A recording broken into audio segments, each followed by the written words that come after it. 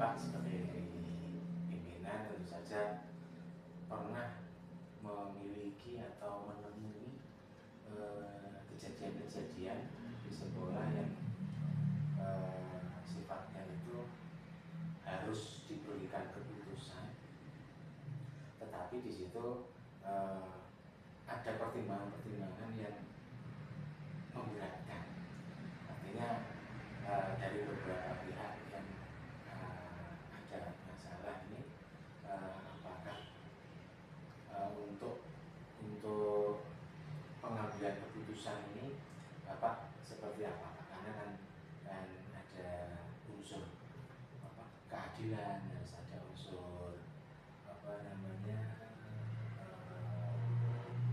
kasihan, kemudian harus ada unsur yang lain sebagainya supaya adil untuk orang-orang yang bermasalah itu.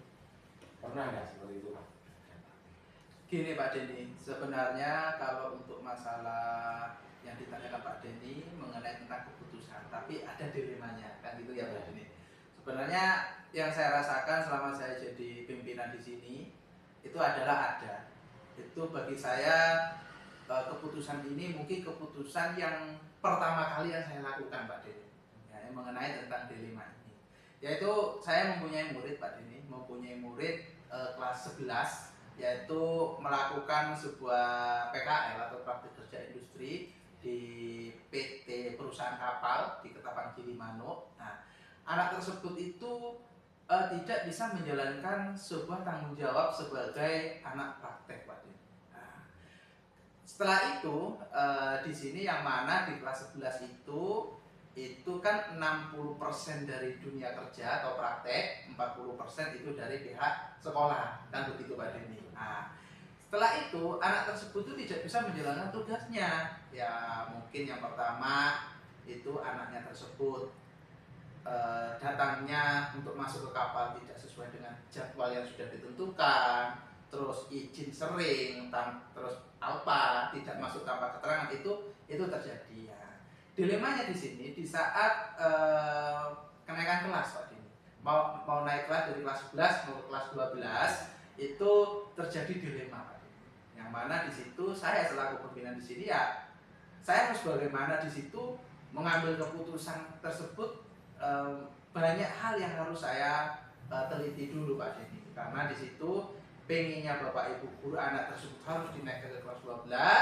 Nah, pengennya dari pihak industri jangan dinaikkan karena sudah membuat jelek alma mater dan tidak punya tanggung jawab Pak Dini. Dilemanya di situ Pak Dini.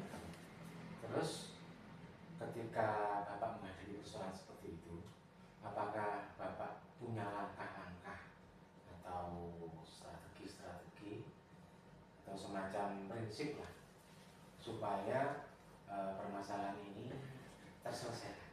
Nah, itu apakah Bapak punya semacam kiat-kiat atau langkah-langkah seperti apa? Kalau itu ada Pak Denny. Kalau kita itu kan di sini kalau praktek itu ada pembimbing kapal, ada pembimbing sekolah. Ya. Yang mana pembimbing kapal ini tugasnya yaitu memantau, mengajari anak tersebut selama dia PSG, selama dia ada di kapal. Kalau yang pembimbing sekolah itu fokus dia mengawasi di sekolah, menunggu informasi dari pembimbing kapal. Jadi untuk pengambilan strateginya itu kita yang pertama kita tetap kolaborasi, Pak. Kolaborasi antara dari pihak kapal dan pihak sekolah supaya apa? Apa yang diinginkan, apa yang harus kita tempuh untuk mengambil sebuah keputusan itu harus benar-benar adil Pak Denny. Ya, jadi bukan hanya katanya orang kapal harus begini, orang sekolah ini, jadi enggak. Kita harus benar-benar mentelaah dulu dari beruntun lah, dari hal terkecil hingga terbesar permasalahannya itu apa, begitu Pak Denny. Jadi prinsipnya begitu Pak Denny. Jadi diuraikan dulu permasalahan. Ya betul, jadi diuraikan dulu. Sehingga nanti ketemu ini sumber permasalahan. Betul. Baik, Bapak. Jadi kalau ada langkah-langkah, terus kemudian apakah Bapak itu menjadwal kalau ada permasalahan seperti itu, apakah Bapak selama ini pernah menschedule atau menjadwal, oh ini saya